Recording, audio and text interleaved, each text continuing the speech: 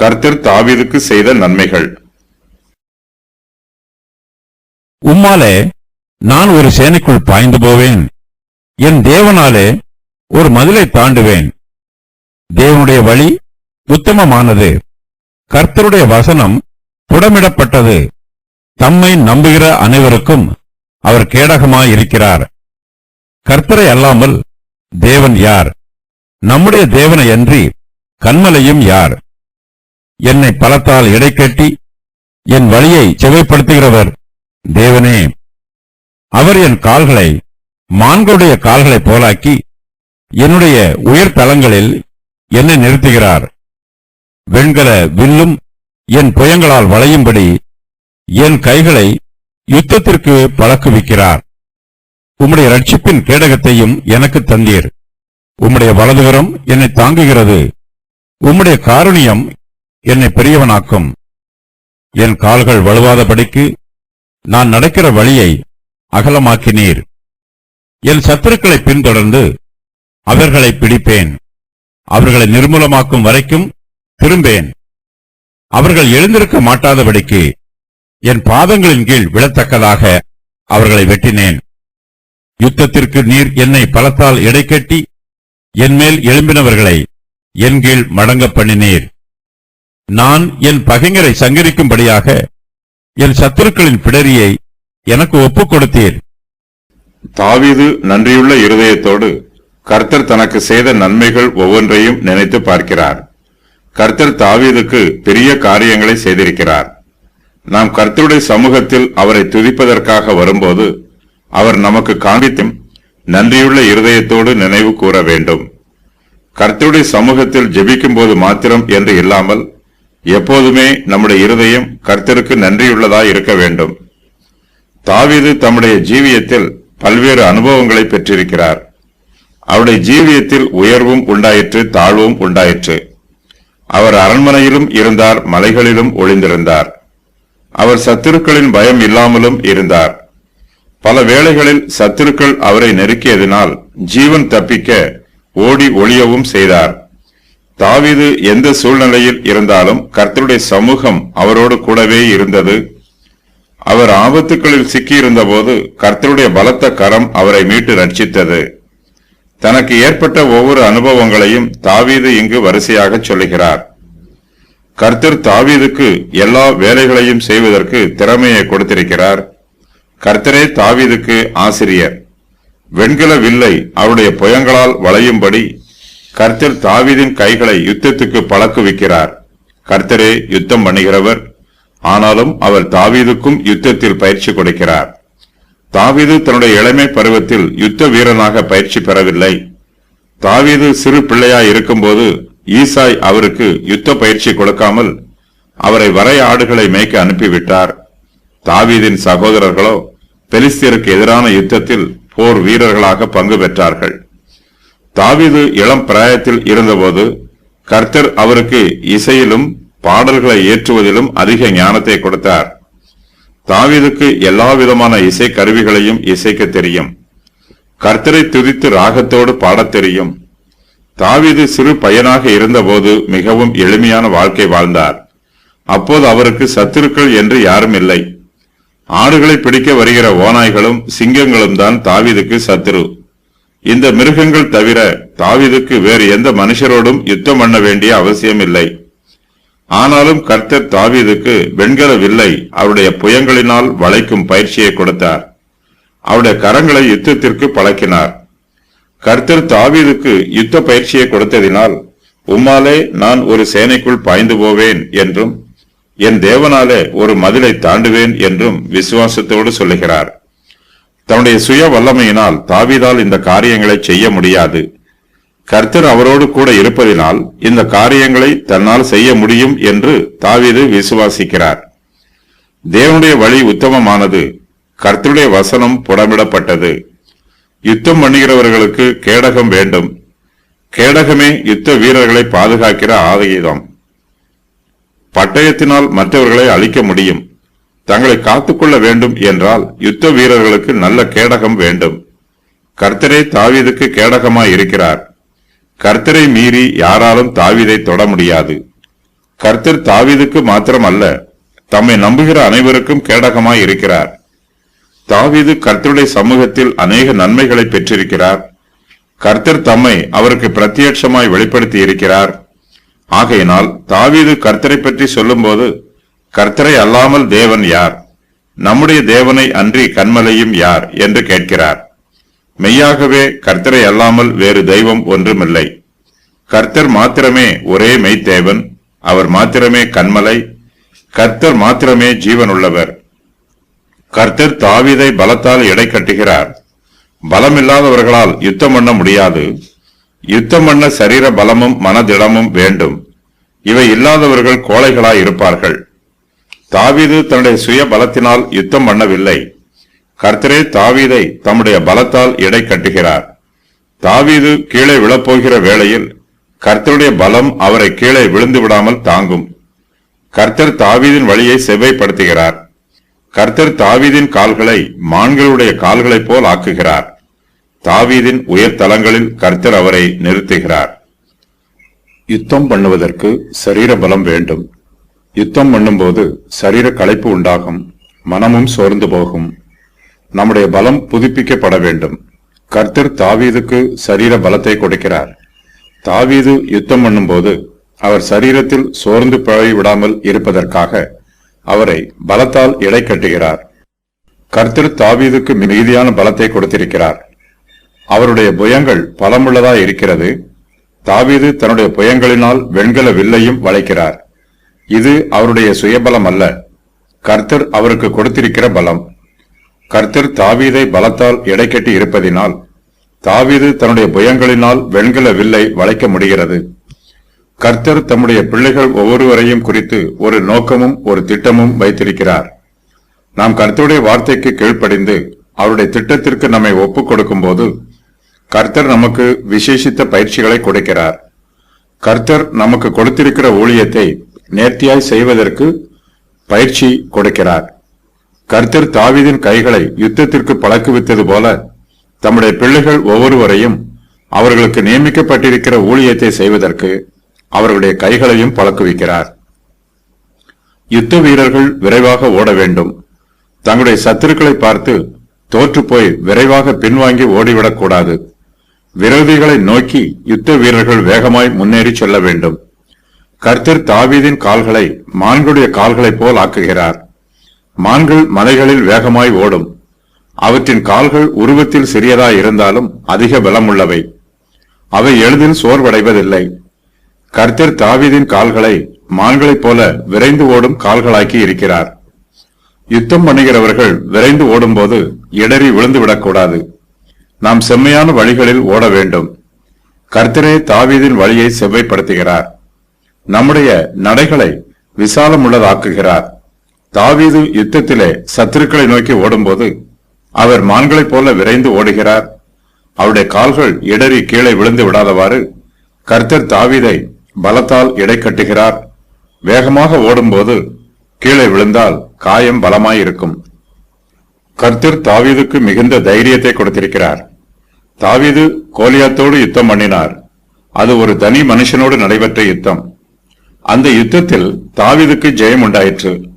தாவீதின் சத்ரு ஒரு தனி மனுஷனாக இருந்தாலும் ஒரு சேனையாக இருந்தாலும் அவர் எதற்கும் பயப்படுவதில்லை. கர்த்தர் அவரை தைரியப்படுத்தி இருக்கிறார். எதிரிகளின் சேனைகளை பார்த்து தாவீது பயந்து பின்னிட்டு ஓடி போய் விடமாட்டார்.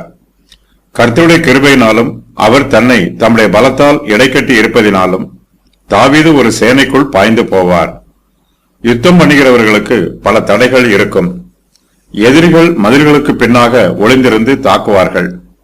அவர்களோடு யுத்தம் பண்ண வேண்டும் என்றால் மதில்களை தாண்ட வேண்டும். மதில்களை தாண்டுவது நம்முடைய சுய வல்லமையினால் கடினமான காரியம்.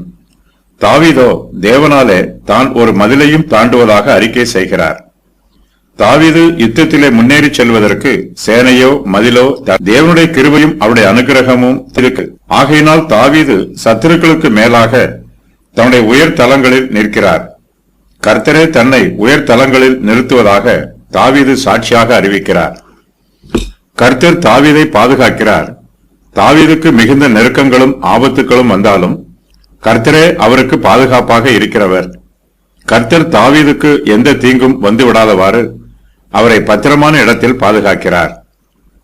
கர்த்தர் தாவீதுக்கு தம்முடைய ரட்சிப்பின் கேடகத்தை தந்திருக்கிறார். இந்த கேடகத்தினால் அவர் தாவீதின் எல்லா பக்கங்களிலும் அவரை பாதுகாக்கிறார். கர்த்தர் தம்முடைய கேடகத்தினால் தாவீதை சுற்றிலும் வேலி அமைத்திருக்கிறார். ஜனங்களின் சண்டைகளுக்கு கர்த்தர் தாவீதை தப்புவிக்கிறார். தாவீதுக்கு விரோதமாக சத்துருக்கள் ஏராளமானோர் வரும்போது கர்த்தருடைய வலதுகரம் அவரை தாங்குகிறது. கர்த்தர் தம்முடைய காருண்யத்தினால் தாவீதை பெரியவனாக்குகிறார். தாவீது ஆடுகளை மேய்க்கிற சாதாரண மேய்ப்பனாக இருந்தார். பறையாடுகளின் பின்னாக சென்ற தாவீதை கர்த்தர் இஸ்ரவேல் தேசத்தின் சிங்காசனத்தில் அமரச் செய்து உயர்த்தினார். கர்த்தருடைய காருண்யமே தாவீதை பெரியவனாக்கிற்று.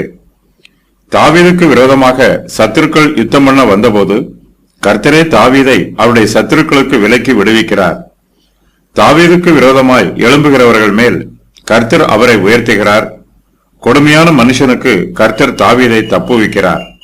தாவீது இந்த வசனத்தில் கொடுமையான மனுஷன் என்று சவுலை பற்றி சொல்லுகிறார். சவுல் தாவீதை கொல்லுவதற்காக அவரை நோக்கி ஒன்றுக்கும் மேற்பட்ட தடவைகளில் தன்னுடைய ஈட்டியை எய்தார். கர்த்தரோ தாவீதை கொடுமையான சவுலுக்கு தப்புவித்தார். தாவீது செழித்திருக்க வேண்டும் என்பது தேவனுடைய திட்டம். தாவீதின் வழிகள் செவ்வையாய் இருக்க வேண்டும் என்பது கர்த்தருடைய விருப்பம். இதற்காக கர்த்தர் தம்முடைய வலது கரத்தினால் தாவீதை தாங்குகிறார். தாவீதின் வழிகளை செவ்வைப்படுத்துகிறார். கர்த்தரால் கைவிடப்பட்டவர்கள் சீக்கிரத்தில் அழிந்து போவார்கள். கர்த்தருக்கு விரோதமாக யுத்தம் பண்ணுகிறவர்கள் சங்காரம் ஆவார்கள். கர்த்தர் தம்முடைய சத்துருக்களை காற்று நுகத்திலே பறக்கிற தூளாக இடித்து போடுவார். கர்த்தர் தனக்கு கொடுத்திருக்கிற பலத்தினால் தாவீது தன்னுடைய சத்துருக்களை தெருக்களில் உள்ள சேற்றை போல எரிந்து போடுவார். தாவீது யாரையும் பழிவாங்குவதில்லை. தாவீதுக்கு யார் மீதும் கோபமோ அல்லது விரோதமோ இல்லை. சத்துருக்கள் தாவீதுக்கு விரோதமாக எழும்பி வருகிறார்கள். தாவீது நீதி உள்ளவர். ஆனாலும் மற்றவர்கள் தாவீதை தங்கள் சத்துருவாக பாவிக்கிறார்கள். அவரை நெருக்குகிறார்கள். அவரை கொலை செய்வதற்கு துர் ஆலோசனை பண்ணி அவருக்கு மறைவாக கண்ணிகளை வைக்கிறார்கள். தாவீது தன் சத்துருக்களை பழிவாங்காவிட்டாலும் கர்த்தர் தாவீதுக்காக தாவீதின் சத்துருக்களை பழிக்கு பழி வாங்குகிறார். தாவீதுக்கு விரோதமாய் எழும்புகிறவர்கள் மேல் கர்த்தர் அவரை உயர்த்துகிறார். தாவீது ஆரம்பத்திலே வரையாடுகளின் பின்னாக சென்று ஆடுகளை மேய்த்துக் கொண்டிருந்தார். கர்த்தரோ அவரை சிங்காசனத்தில் அமரச் செய்தார். தாவீதின் சத்துருக்களிடமிருந்து கர்த்தர் அவரை விடுவித்ததோடு அவரை உயர்த்தவும் செய்திருக்கிறார். கர்த்தருடைய காரணியம் தாவீதை பெரியவனாக்கிற்று. காரணியம் என்னும் வார்த்தைக்கு கிருபை என்றும் போதகம் என்றும் கட்டுப்பாடு என்றும் பொருள் சொல்லலாம். தாவீது நெருக்கத்தில் இருந்தபோது அவர் கர்த்தரிடமிருந்து தனக்கு பிரயோஜனமான நல்ல உபதேசங்களை கற்றுக்கொண்டார். தாவீதுக்கு பல்வேறு விதமான அனுபவங்கள் உண்டாயிற்று. கர்த்தர் இந்த அனுபவங்கள் மூலமாய் தாவீதுக்கு பல பாடங்களை கற்றுக் கொடுத்தார். கர்த்தர் கற்றுக் கொடுத்த பாடங்கள் எல்லாம் தாவீதின் ஜீவியத்திற்கு மிகவும் பிரயோஜனம் உள்ளதாய் இருக்கிறது. அவர் சிங்காசனத்தில் வீற்றிருந்து ஆட்சி செய்யும் போது பலரால் கண்ணியமாக ஆட்சி புரிய முடிந்தது. சத்துருக்களோடு தைரியமாய் யுத்தம் பண்ண முடிந்தது. தாவீது தன்னை கர்த்தருடைய சமூகத்தில் அதிகமாய் தாழ்த்தினார். தாவீது தன்னை தாழ்த்த தாழ்த்த தேவனுடைய கிருபை அவருக்கு அதிகமாய் பெருகிற்று. நாம் கர்த்தருடைய சமூகத்தில் நம்மை தாழ்த்தும் போது அவர் நம்மை உயர்த்துவார். நாம் கர்த்தரை துதிக்கும் போது நமக்கு அவருடைய கிருபை பெருகும். கர்த்தர் தாவீதுக்கு பல சந்தர்ப்பங்களில் உதவி செய்திருக்கிறார். கர்த்தருடைய உதவி தாவீதுக்கு கிடைக்கவில்லை என்றால் அவரால் சத்துருக்களோடு யுத்தம் பண்ண முடியாது. அவருடைய கால்கள் வலுவிழந்து போகும். தடுமாறி விழுந்து விடுவார். தாவீது நெருக்கமான வழியில் செல்ல வேண்டியதாயிற்று. கர்த்தரோ தாவீது நடக்கிற வழியை அகலமாக்கினார். அவருடைய கால்கள் வலுவாதபடிக்கு கர்த்தர் காத்துக்கொண்டார். தாவீது சத்துருக்களை பிடிப்பதற்காக அவர்களை பின்தொடர்ந்து போகிறார். கர்த்தர் தாவீதின் கால்களை மான்களுடைய கால்களைப் போல் ஆக்கினதினால் அவர்களை வேகமாக பின்தொடர்ந்து ஓடுகிறார். சத்துருக்களை நிர்மூலமாக்க வேண்டும் என்பது தாவீதின் தீர்மானம். அவர்களை நிர்மூலமாக்கும் வரைக்கும் தான் பின்னிட்டு திரும்ப போவதில்லை என்று தாவீது கர்த்தருடைய சமூகத்தில் அறிக்கை செய்கிறார். தன்னுடைய சத்துருக்கள் எழுந்திருக்க மாட்டாதபடிக்கு தாவீது அவர்களை வெட்டி போட்டார். அவர்களோ தாவீதின் பாதங்களின் கீழ் விழுந்தார்கள். இதற்கு முன்பு தாவீதுக்கு யுத்தம் பண்ணி பழக்கம் இல்லை. யுத்தம் பண்ண பலமும் இல்லை. கர்த்தரே தாவீதை யுத்தத்திற்கு தம்முடைய பலத்தால் எடை கட்டி இருக்கிறார். கர்த்தரே தாவீதின் கைகளை யுத்தத்திற்கு பழக்குவித்திருக்கிறார். சத்துருக்கள் தாவீதின் மேல் ஏராளமாய் எழும்பினார்கள். தாவீதுக்கு இதுவரையிலும் ஏராளமான ஆடுகளை மேய்க்கத்தான் தெரியும். ஆடுகளை மடக்கத் தெரியும். தாவீதுக்கு மனுஷரை மடக்கி பழக்கமில்லை. கர்த்தர் தாவீதுக்கு உதவி செய்கிறார். அவர் தாவீதுக்காக யுத்தம் பண்ணுகிறார். தாவீதின் மேல் எழும்பினவர்களை கர்த்தர் அவருக்கு கீழ் மடங்க பண்ணுகிறார். கர்த்தருடைய உதவியினாலும் ஒத்தாசையினாலும் தாவீதுக்கு யுத்தத்தில் வெற்றி உண்டாயிற்று.